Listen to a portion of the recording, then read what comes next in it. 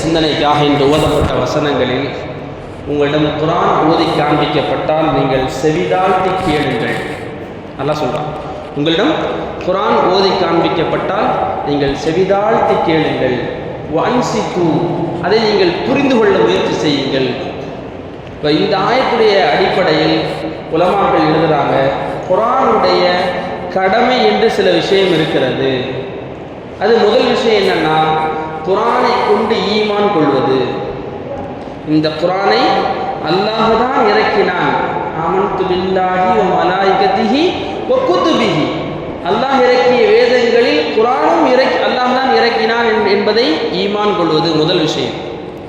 ரெண்டாவதாக குர்ஆனுடைய கடமைகளை, குர்ஆனை தஜ்வீத் தர்த்தீலோடு ஓதுவது. யாரும் இதில் விதிவிலக்கு கிடையாது.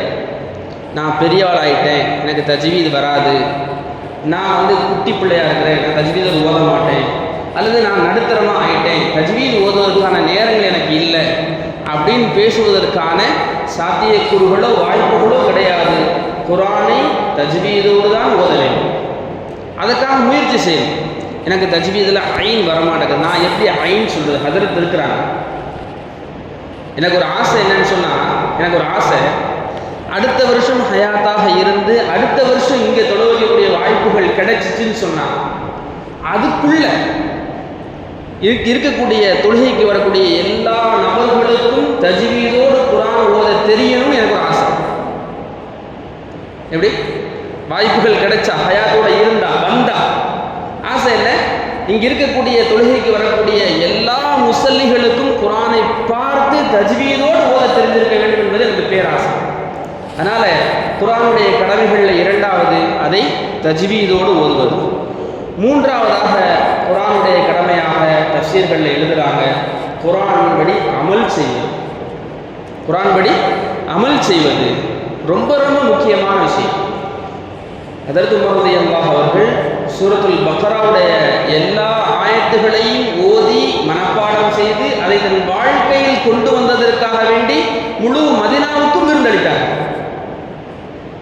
ஏன் வாழ்க்கையில் குர்ஆன் வருவதற்காக அல்லாஹ்ட்ட கேட்கணும், யா அல்லாஹ் நான் குர்ஆன் படி வாழ்வதற்கான நசீபுகளை கொடு.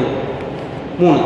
நான்காவது, குர்ஆனுடைய கடமையாக குர்ஆனிலிருந்து நாம் எதை அமல் செய்தோமோ அதை பிற நபர்களுக்கு எத்தி வைப்போம். குர்ஆனிலிருந்து நான் என்ன அமல் செஞ்சிருக்கிறேனோ அதை பிற மக்களுக்கும் எத்தி வைப்பது, இது குர்ஆனுடைய கடமையாக முஃபஸ்ஸிரீன்கள் மிக அழகாக சொல்லி காட்டுகிறார்கள். அதுக்கு பிறகு குர்ஆன் ஓதுவதுடைய ஆதாபுகள், குர்ஆன் ஓதும்போது ஏற்படுத்தக்கூடிய ஆதாபுகள், அதனுடைய மரியாதைத்தனமான விஷயங்கள் என்னென்ன அப்படிங்கிற விஷயத்தையும் தொடர்ந்து எழுதுகிறார்கள். நாம் என்ன செய்யறது? இதை பரிசுத்தமாக ஓதுவது, பரிசுத்தமான நிலையில் ஓதுவது.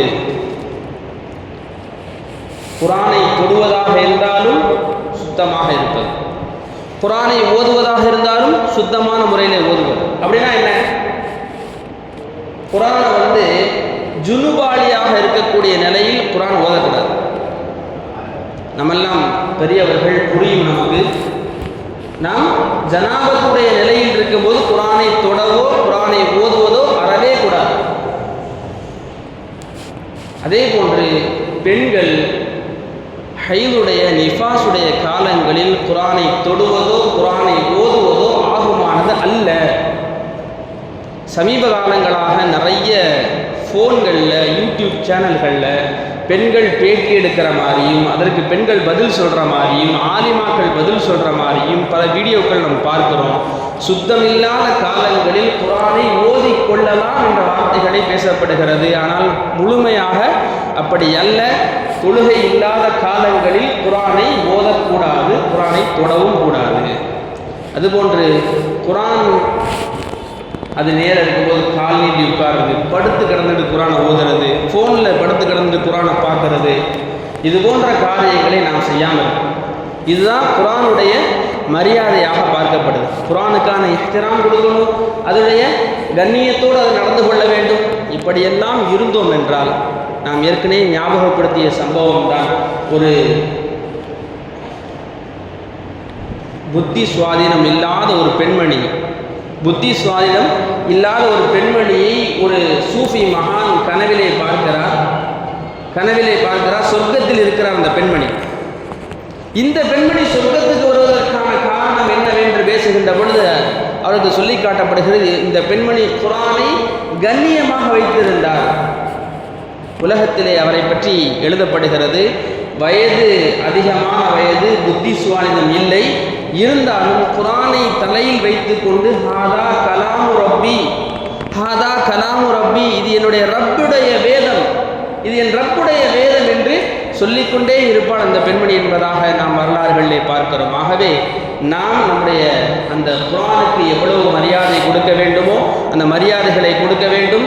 சுத்தமான காலங்களில் ஓத வேண்டும், அதோடைய கண்ணியமாக பார்க்க வேண்டும், குர்ஆனுடைய கடமைகளை நிறைவேற்ற வேண்டும். அல்லாஹ் சுப்ஹானஹு வ தஆலா அதுபோன்ற பெரும் பாக்கியத்தை நமக்கும் நம்முடைய சந்ததிகளுக்கும் நம்மை ஈன்றெடுத்த பெற்றோர்களுக்கும் கொடுத்த அருள் புரிவானாக. வாஹிரு தஅவானா அல்ஹம்துலில்லாஹி ரப்பில் ஆலமீன். அஸ்ஸலாமு அலைக்கும். சுப்ஹானல்லாஹி வ பிஹம்திஹி. சுப்ஹானல்லாஹ்.